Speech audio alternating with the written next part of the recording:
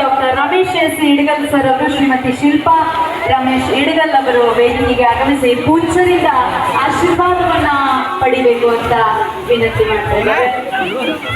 ಪೂಜ್ಯರಿಂದ ಆಶೀರ್ವಾದವನ್ನ ಇಡಗಲ್ ದಂಪತಿಗಳು ಪಡಿಬೇಕು ಅಂತ ವಿನಂತಿಸ್ತಾರೆ. Doctor Ramesh S Idagal, Shrimati Shilpa R ಇಡಗಲ್.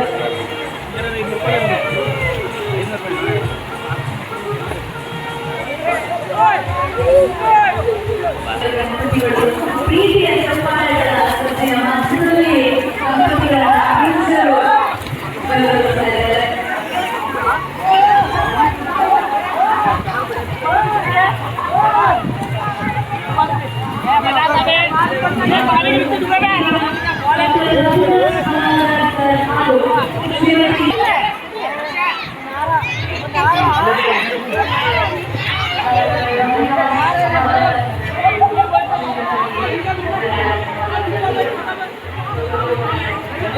ಎಲ್ಲ ಎಡಿಟ್ ಮಾಡಿ ಹಾಕ್ಬಿಡಿ.